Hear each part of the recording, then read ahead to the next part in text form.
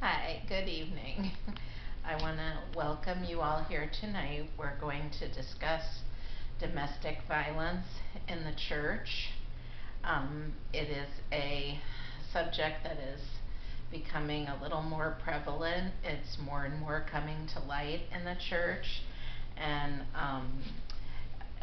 sadly, I think it's possible that in this room some of us have known victims of it or may even have been victims ourselves. And sadly, I do know that many of us are in a church where the leadership was involved in that and impacted by it, and consequently, it impacted our church. And I know that's a hard thing.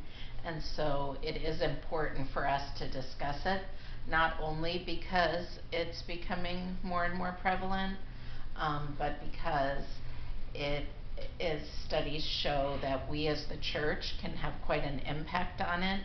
We can offer hope and healing to victims, as well as hope and healing to even those that are perpetrators.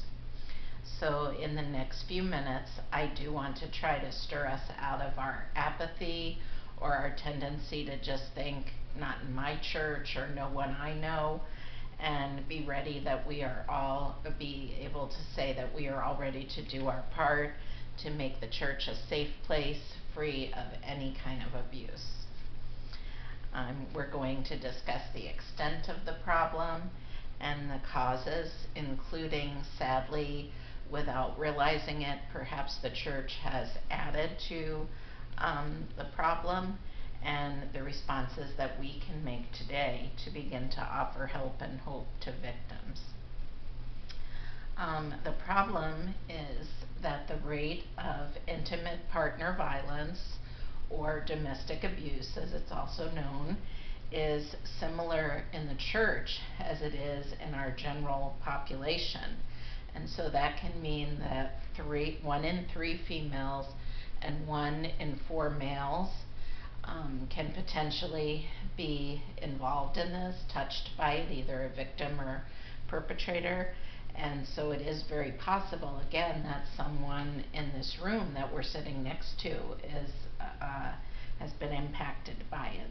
Now, as the evening goes on, I am going to speak mainly from the point of view of a female, because since I am a female, and also because of the 5 million Americans a year impacted by this issue, over 95% of those impacted are women.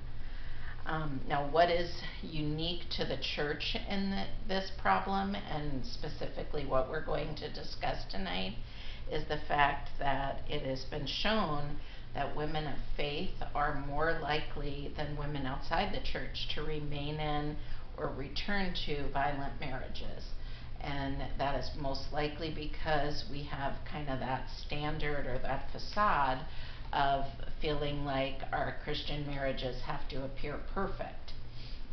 And so we're going to discuss, why is that? Why does that happen in the church? And why are women in the church often afraid to speak out?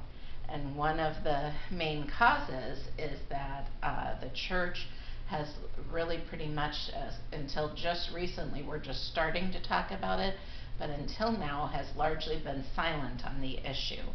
And it just has not been a thing discussed or acknowledged in the church, not addressed in any way, and so that leaves the victims feeling isolated and afraid to reach out for help. And then another cause, and the way maybe the church has not meant to do this, but we have tended in our teaching of what I think is a very important doctrine, the area of submission and headship, which is integral to Christian teaching.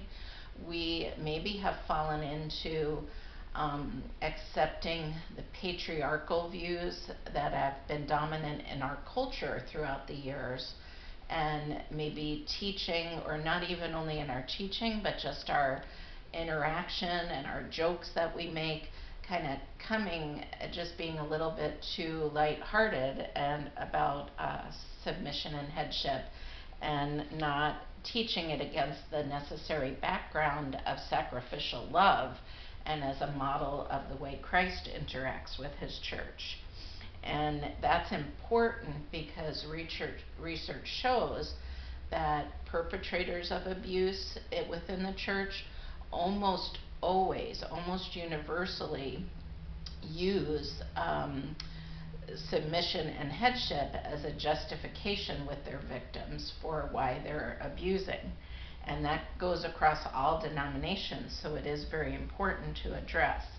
And then also, as we found, as victims do come forward and the church tries to deal with domestic abuse, we need to shore up our teaching on repentance and forgiveness. Too often repentance is just a remorse and not real change is held up as the standard for repentance, and women are encouraged to forgive without their safety being taken into account, and that produces a lot of guilt in the women and keeps them in a place of fear. Now, what can we do about this as members of the church? Well, we can begin the dialogue. We can begin to just tell the true story of the statistics and acknowledge that it is an issue in the church. We can include domestic abuse when we list sins to avoid or to be delivered from. We can hold, in discussions of godly living, we can, again, list domestic abuse and hold up the standard of no violence in marriages. We can encourage victims to tell their stories, and that helps not only the victims who are telling the stories to get that out there and to validate their reality, but to those women who have not yet come forward, it's an encouragement to them to speak out as they hear others telling their stories. And so that's very important. And then, as I mentioned, we do need to be careful that when we talk about submission and headship, we model it after Christ and the church. And when we consider that it does reflect Christ's relationship with the church, we can see that violence has no place in the discussion of submission and headship. And that may seem like a no-brainer, but we perhaps need to be a little bit more vocal in warning about the temptations that come. And again, we do need to teach repentance as real change. What will happen if we do this? Well, if we do this, fewer women will remain in unsafe marriages. They'll be empowered to tell the truth, and they'll be empowered to ask for help. In that way, we're holding out real hope and help for them. We can also, in our faith communities, another just integral part that our faith communities can play is the honesty and accountability as we enter into godly relationships with one another. And again, we can offer real change to those who are perhaps struggling with that sin, and we can let redemption have the final word in our marriages and have them truly be a model of Christ and the church. If we don't do these things, then we're going to continue in silence, and abuse is going to continue, and we will just be walking in a shadow of what God has for us in godly marriages. So we have taken a few minutes to talk about a very real problem in the church and to offer some solutions for domestic abuse, to remind ourselves to dialogue, to ask the difficult questions, to listen. Let's let this become personal to us, and let's begin the conversation today, and we can be a part of making the church a safe place from any form of abuse. Thank you for being here tonight.